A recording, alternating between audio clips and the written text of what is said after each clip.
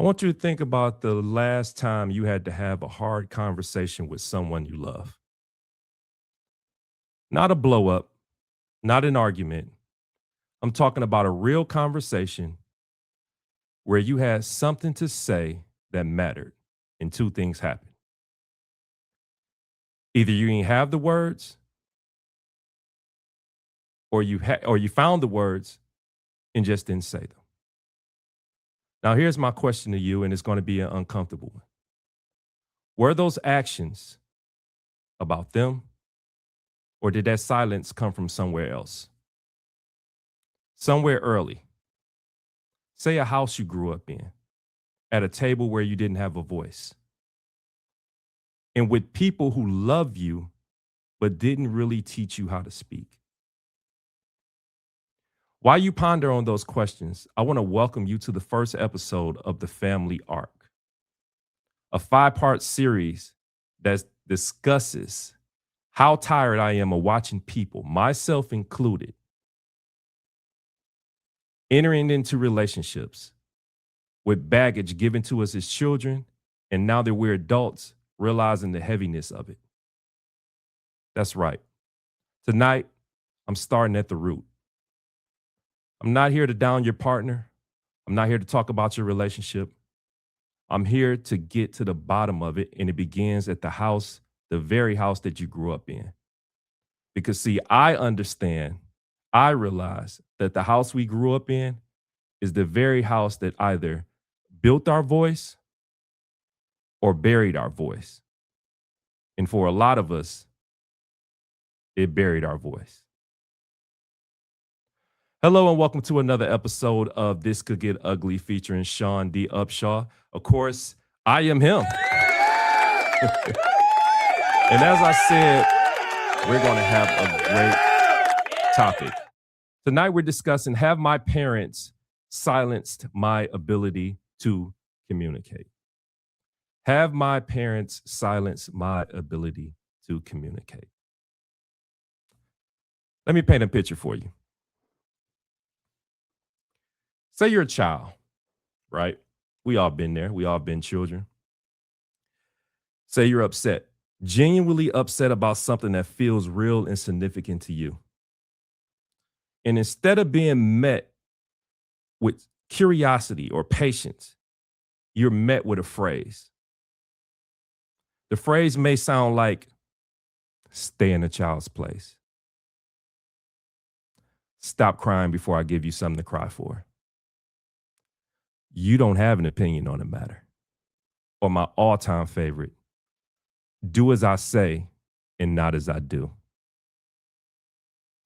And in that moment, something happened that you didn't realize, right?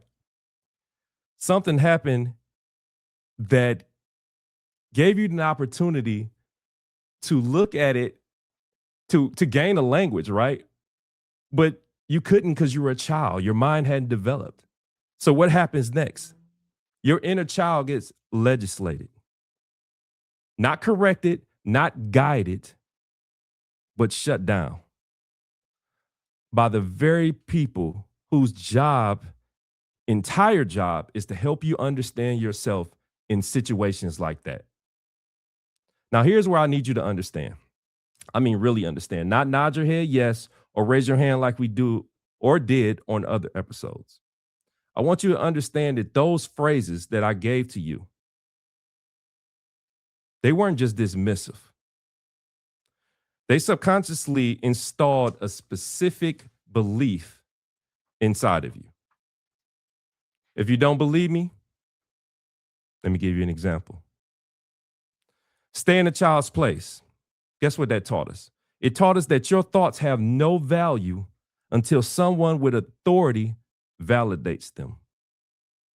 That hierarchy determines who gets to speak.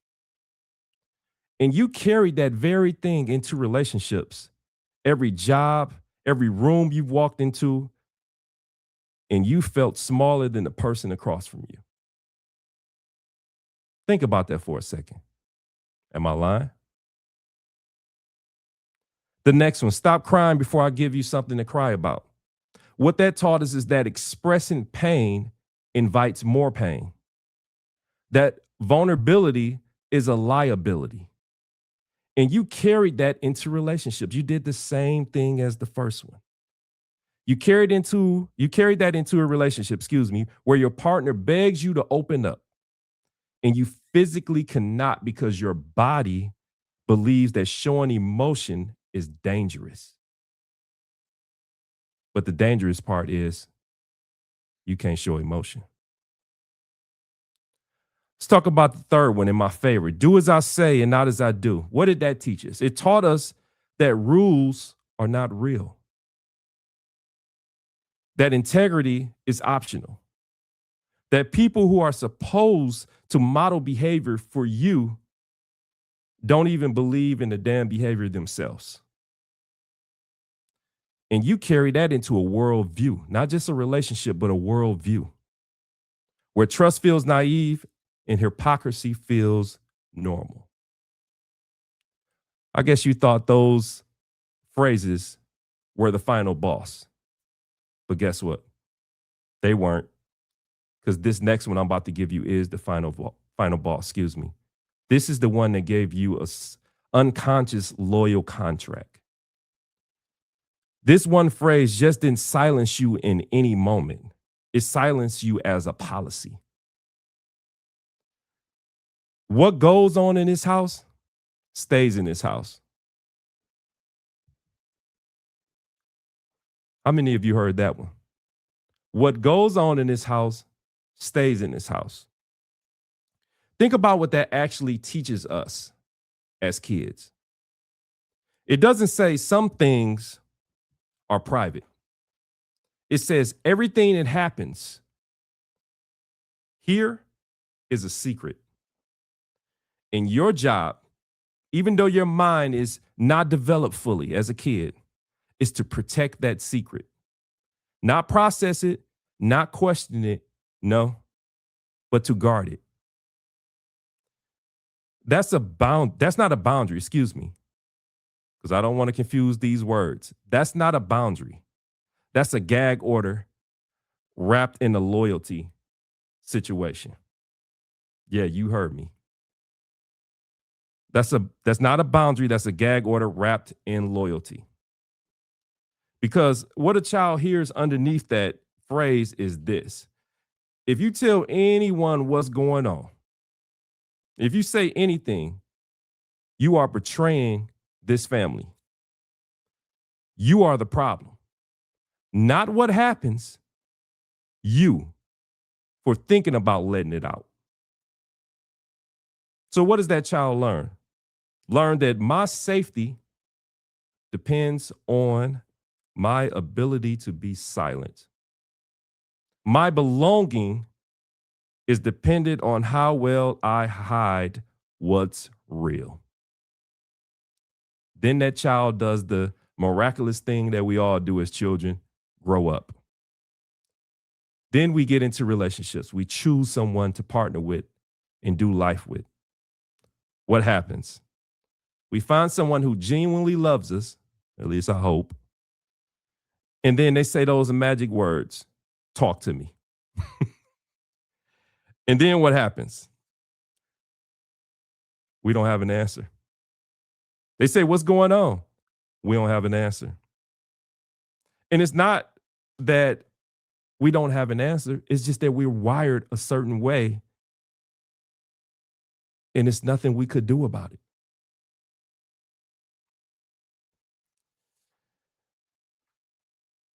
Let me explain something to you.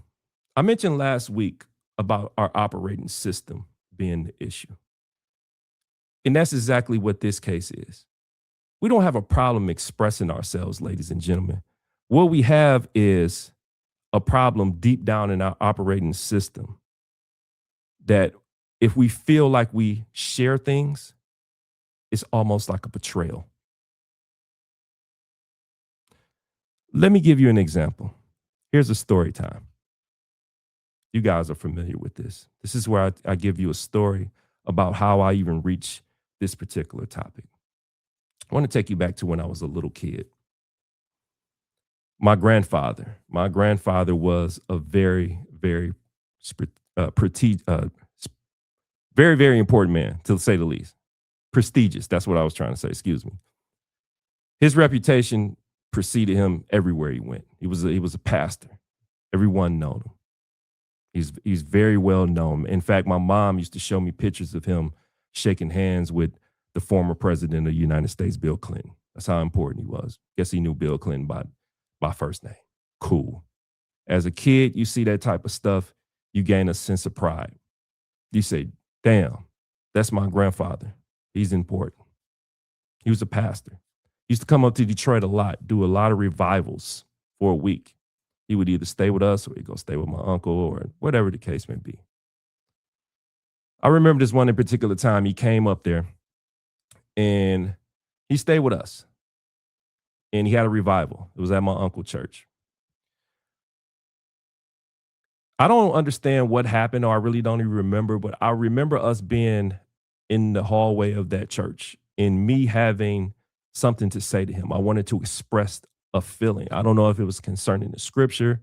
Like I said, I don't even remember exactly what it was about. But what I do remember is the feeling that I gained from the experience that he gave me. As I was saying, I was trying to explain something to him. I was trying to express something that mattered to me, trying to open up, trying to let someone that I feel is here in on what I'm thinking down here. And my grandfather, the patriarch, the man of the family, the very person that held everything together, whose opinion carried more weight than anybody in my life at that particular moment, even my own biological dad and a stepfather that lived in the house, by the way. As I expressed to him my feelings, he looked me square in my eyes and he told me, "Shut up, boy. You acting like a sissy." Now I can now I can laugh at that as an adult, but imagine what it does to you as a kid. One word, that's all it took. One word from the man at the top of my family's structure ruined everything. And what happened simultaneously, he shut down my voice and my masculinity, was put on trial simply for having a feeling and expressing it. I'm not gonna front. That effed me up as a child. Effed me up. I learned in that single moment that expressing yourself as a man, as a boy trying to be a man, makes you less, not more, less. Vulnerability obviously wasn't a strength in my family. Clearly, it was viewed as a weakness. And that weakness had a name. And that name was designed to make me never try again, because who the hell wants to be called a sissy? I don't know if you guys know what that means, but back in the day, that's almost as synonymous as somebody calling you a mother, you know what I'm saying? Or BAN. You know what that is. If you don't, look up in the Urban Dictionary, it explain it all. But that's what that was synonymous to back in that day. So, needless to say, I carried that for years and years. Not as a memory, though. I want you to understand it. It didn't become a memory. It became a reflex. Every time I felt something and I wanted to express it, there was that gate stopping me from saying it. It was standing in my way, and all I can hear behind that gate is my grandfather's voice telling me, "Sean, real men don't do this." Imagine that. The patriarch didn't just silence me. He made my masculinity the price of my vulnerability. And I spent years, and I mean years, paying that debt in every relationship I encountered, until one day I just said, forget it. And for those who know me, they know now there's no governor on this right here. I say what needs to be said because the truth needs to be said. But what I have learned up to this point is truth needs to be said, but it needs to be said in love. And that's what I attempt to do on a daily basis. So let me explain the transfer. When something like that happens and it transfer into your relationship, let's talk about what this actually looks like when it follows you into that situation. Because trust me, it does, and it does every single time. I'm not going to debate you on this. I've had countless conversations. I know this to be true. Let me explain something to you. Three things. If you were punished as a child for speaking up, you were shut down when conflict arises with your partner. Not because you don't care, but because your nervous system learned at an early age that speaking up equals punishment. And that lesson didn't leave you the very moment you turned 18. No, no, no, no. It doesn't do that. It actually carries on with you until you make a decision to leave it where it's at. Let's talk about the next one. If your emotions were dismissed as a child, guess what you do? You minimize your own needs.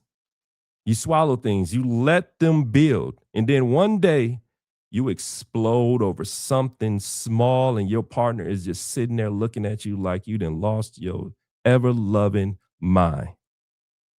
Because the truth is, you've been carrying it for months and months, and that unspoken weight finally just was lifted. And the reason it happened is because you never learn, that your feelings deserve space.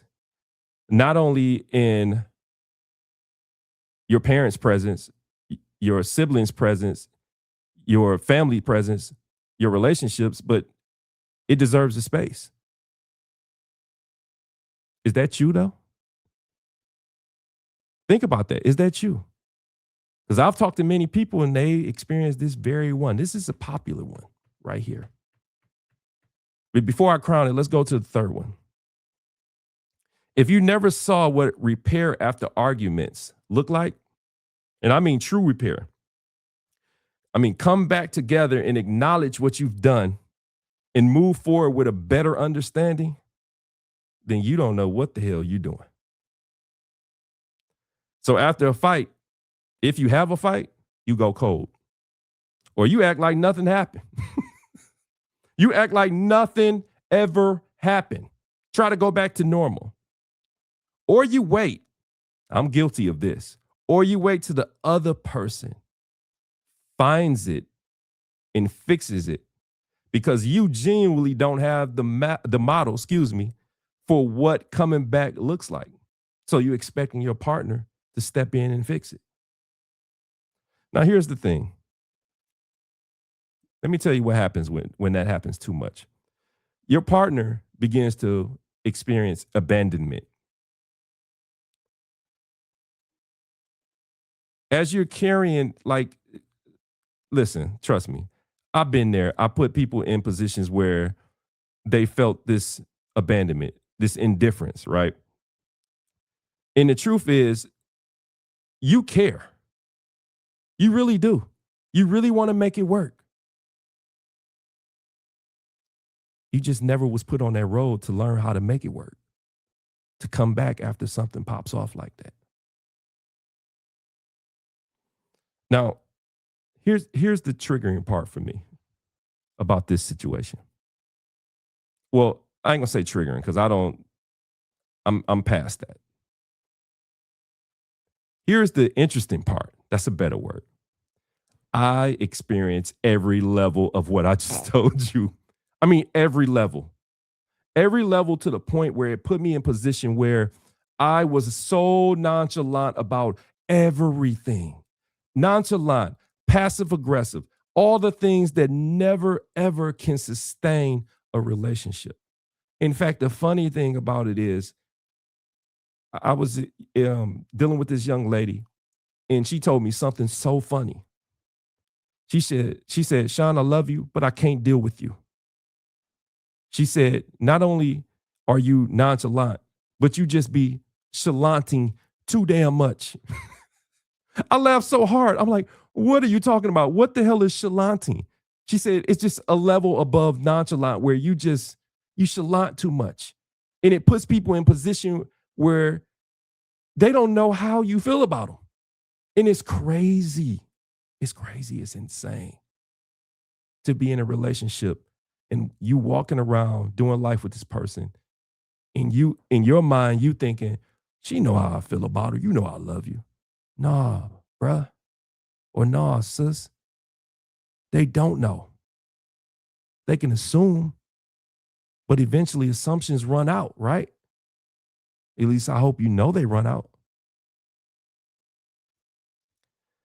At that moment when she told me I'll be chalanting too much, the most hilarious thing I ever heard about me, it was that moment I stopped being confused about my relationships and start being honest about my roots.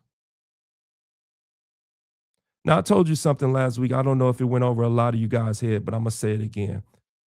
Never, ever, ever believe that you are healed.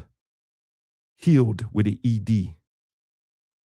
ED, that means it's complete. You're never healed. Nobody's ever completely healed. What you can do is you can make a choice to be healing, like an ongoing thing, like waking up being willing to heal that particular thing. And through healing, you might experience a level of being healed, but you're never just at a consistent level of being healed. Because at any given moment, something can trigger you, excuse me, if you're not careful and you're not aware of what's going on. So I want to throw that out there. But like I said, I had to be honest about my roots. But here's the through line I need you to hear. Silence isn't the absence of communication. Silence isn't the absence of communication. Silence is actually a communication style. It was modeled for you. If you go down that road, you learned it, you practiced it, and for years, and you you brought it in most, or almost rather, every intimate relationship as if it was your personality. That's not your personality. What you allowed it to be was your inheritance. You want to talk about that? That's a nasty inheritance to get, if you ask me. Because it forces you to look in the mirror. And here's the mirror that we never want to look in, right? Now I'm going to flip this. I'm going to flip it on his head, right? Because it's only right that I do this. Because if I only talk about what everything has done to us, then I'm only giving you a half truth. I'm only giving you a half truth. Here's the flip side. A lot of us are parents now. Dun, dun, dun. A lot of us are parents now. And guess what we did when we became parents? We made a vow. We made a vow, conscious or not, that we would never, ever, ever make our children feel the way that we felt coming up. Don't get me wrong, I respect that vow. I took the oath myself. I understand it completely.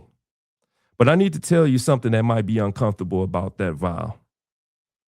You didn't heal once you had kids. You didn't heal. What you did was you overcorrected. And the overcorrection is still being controlled by that womb. Did you hear me? An overcorrection, which is what you did, is still being controlled by the womb. Now, I want you to think about what that looked like in practice. This is one I'm guilty of. How many of you have stopped saying no to your kids? Because no one knows what rejection feels like or being told no better than us. So we don't want our kids to feel that. How many of us just do everything for our kids because we don't want them to struggle. At least that's how we frame it. We don't want them to struggle in the way that we did. Or here's my favorite one. How many of us had tried to be their friend instead of their parent because we wanted that so-called open relationship that we never had? And listen, I understand every single impulse that I just told you. I understand it. I overstand it. I genuinely do. But I need to tell you something, people, ladies and gentlemen. Here's what we here is what we're actually teaching our kids. When you never say no, you teach your kids that their desires are the center of reality.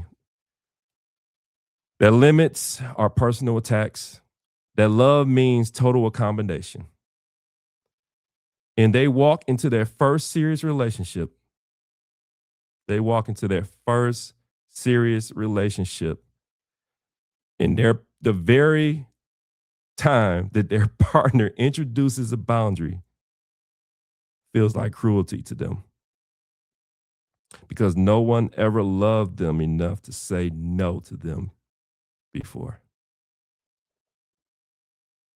Guilty. I'm guilty. Are you? Are you going to admit it? Let's be accountable here, ladies and gentlemen. That's what This Can Get Ugly is all about. This could get ugly. That's accountability at its finest. Let's talk about another one. Another one. When you do everything for them, you teach them that they are not capable. Whether you want to believe that or not, when you do everything for your kid, you teach them that they are not capable, that discomfort is an emergency, that someone should always be available to remove the obstacle before they ever have an opportunity to face it. And then guess what? They become adults who cannot self soothe, who need their partner to manage their emotions. They need their partner to manage the very world of their emotions. And then they fall apart when life requires them to figure something out alone. Y'all not about to sit up here and make me believe that I'm the only one that don't realize that this is happening or realize that this is happening. But the final and last one, when you try to be their friend instead of their parent, I have so many friends that do this. When you try to be their friend instead of their parent, this is the one that costs you the most. You don't believe me? If you never changed this particular one, I guarantee you're experiencing it right now as we speak. When you try to be your child's friend instead of their parent, it costs you heavily. You're not supposed to give them a friend. And you don't give them a friend because, dude, when they grow up to be an adult, it turns into something. And I'm so flabbergasted by this because I've been guilty of this. I tell my daughter all the time, or I used to anyway. I ain't probably told her in a while. I'm your only friend. No, I'm your parent, baby. I'm your parent, baby. Because here's what happens. It crosses a boundary. You don't give them another friend. You give them another adult they have to take care of because children are not equipped. They're not equipped. I repeat, they are not equipped to hold their parents' emotional needs. That's why they are not your friend, ladies and gentlemen. When you collapse that boundary, when you make them your confidant, your equal, your emotional support, you put a weight on them they were never built to carry. They were never built to carry. And then they spend their adult life either attracting emotionally dependent partners because that's what feels like love to them. Or even worse, becoming unavailable because they are exhausted from a lifetime of managing someone else's feelings.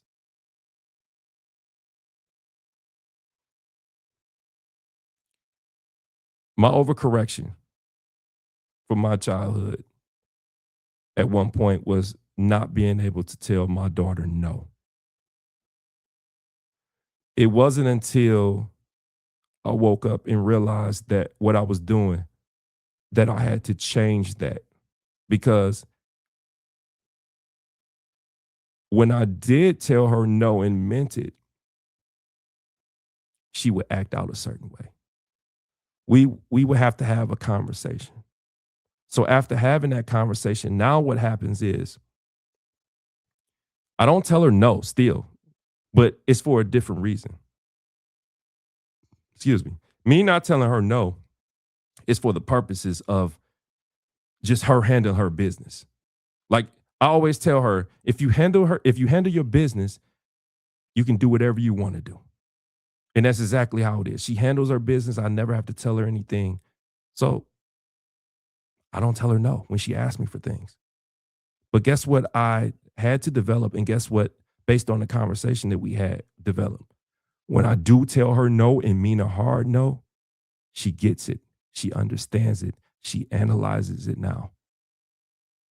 She say, well, why no this time? Now I'm able to have this conversation and not feel bad about telling her no. That's something we have to do as parents. I don't know which one that you suffer from, but that particular one was up here for me. The other ones, well, I did, but they were kind of like down here. But that one up here, that one was up here. My overcorrection was not being able to say no. I can admit that, but it's changed since then, and I'm glad it has, because my daughter's she's older now. She's about to become an adult. She don't need to go out in the world believing that nobody should be able to tell her no. I teach her now that rejection is a part of life. No is a part of life. It's how you respond to that type of stuff that ultimately, makes you the person that contributes to society in the way that I see it, in the way that other people around you see it.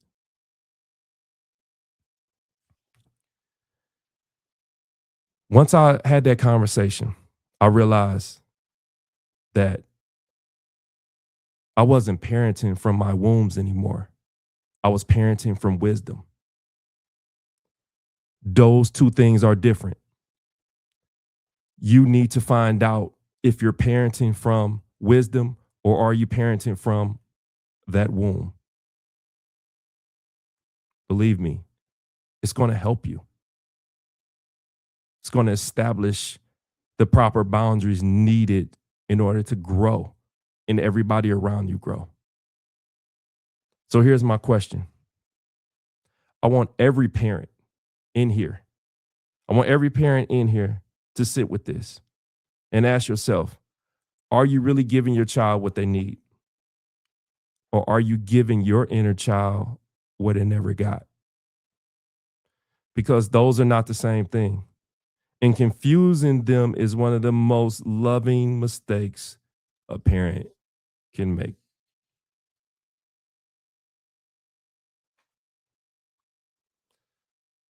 So let's bring this all the way home. Because ultimately, this show is about relationships.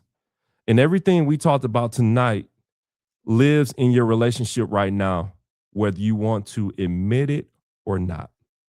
The person you chose, the dynamic you created, the arguments you keep having, the silence that sits between you, sometimes like a third person in the room, none of that is random. None of it. Your relationship is the most accurate mirror, or a past relationship if you're not in one, is the most accurate mirror of your family system that exists.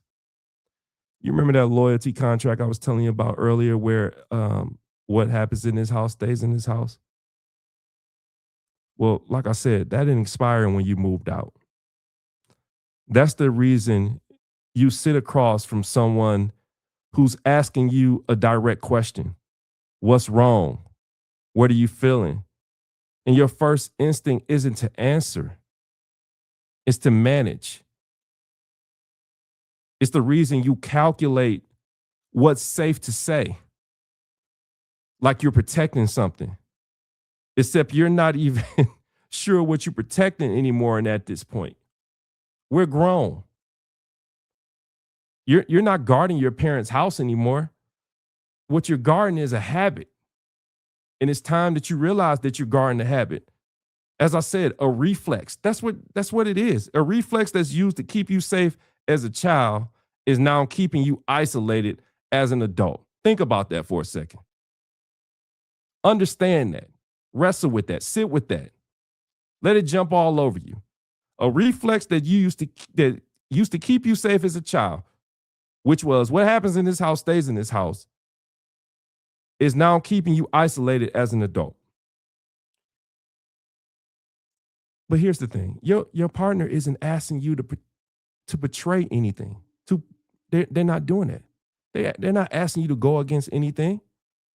They're asking you to let them in. They're knocking. Let me in. But the sad part is your body don't know the difference.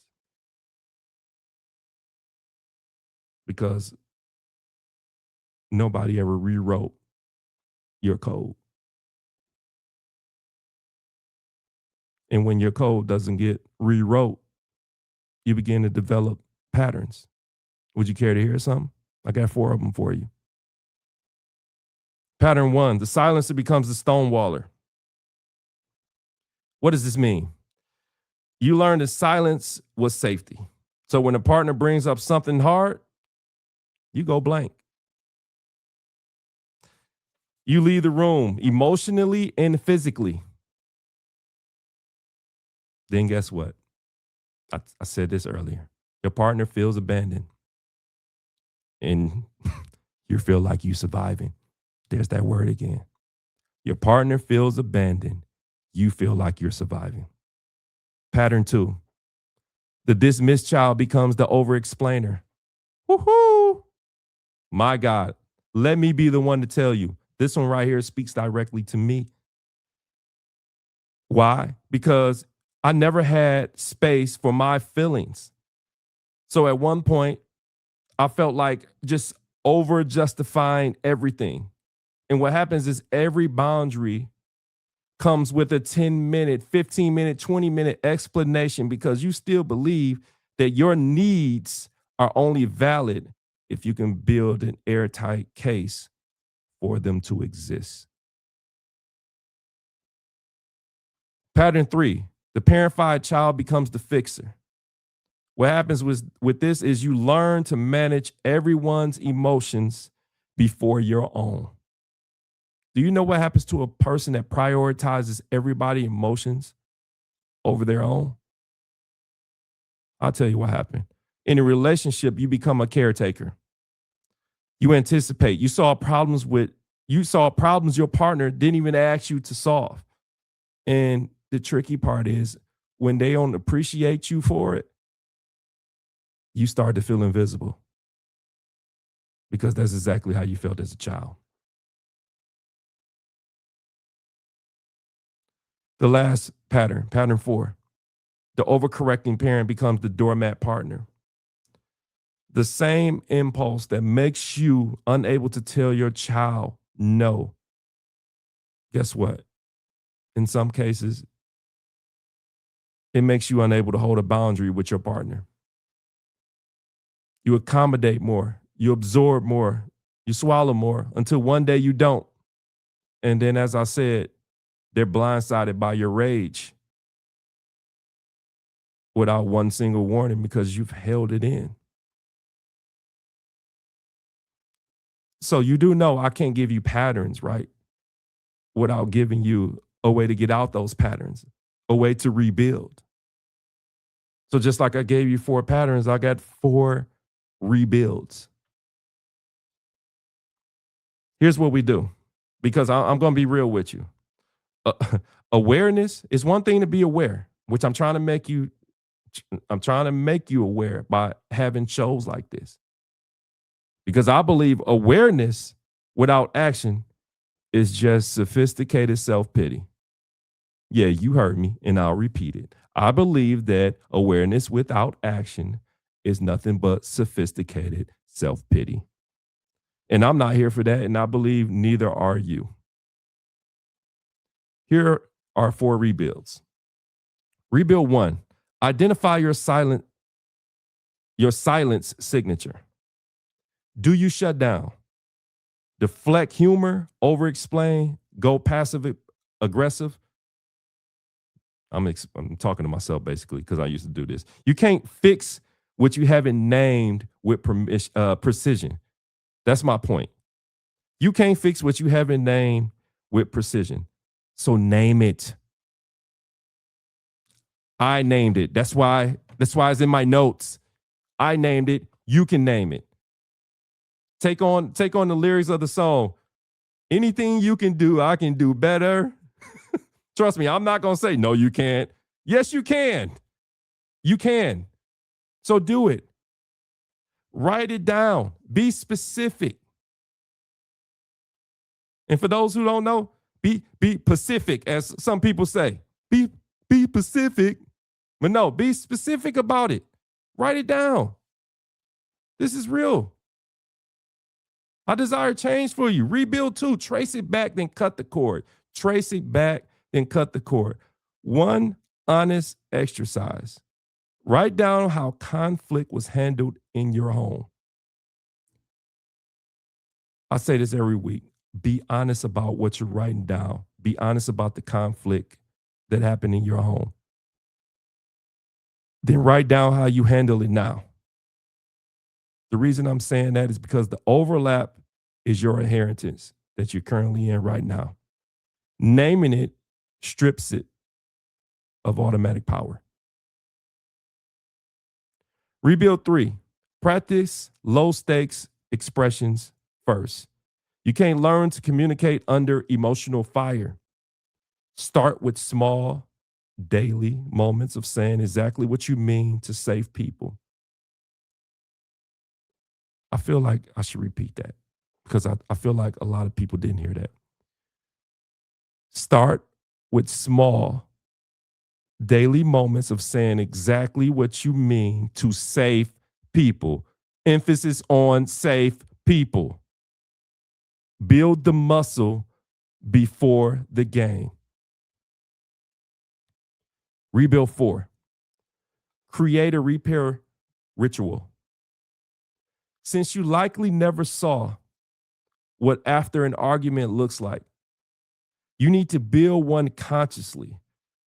What does coming back look like for you and your partner? Is it a phrase you both agree on that signals you to, baby, I'm ready to talk again? Is it acknowledging specifically what you did, not a general sorry, a specific one? Accountability. Hello. Major thing for a relationship. Is it giving yourself a defined amount of time to process before you re-engage instead of going cold indefinitely? Processing is good. And one key thing I will tell you about processing, do not allow your partner, or don't think you have to rush that process because you think your partner wants you to rush it. Don't allow your partner to rush it, and don't rush it on the account of your partner. It's basically what I'm telling you. Whatever it is, build it when you're calm. Agree on it together if you can, because repair is not instinctive for people who never saw it modeled. It has to be intentional. You're going to hear that word a lot. Everything has to be intentional. It has to be practiced. And it might be the single most important thing you build in your relationship.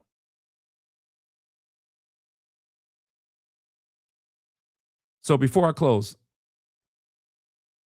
as always, I'm going to take a look at the comments, see what people are talking about. This is a heavy show. But if I know some of my people, they probably already cracked some jokes in here. So let me see. Let me see what's said.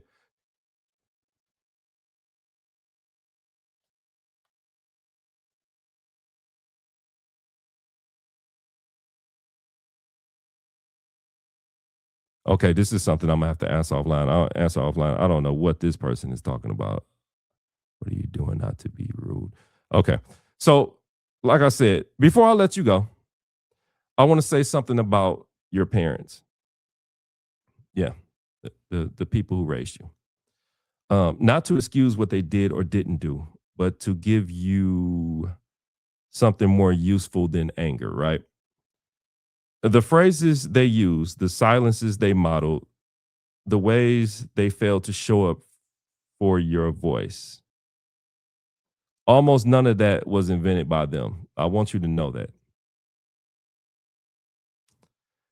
They were handed it, just like they handed it to you.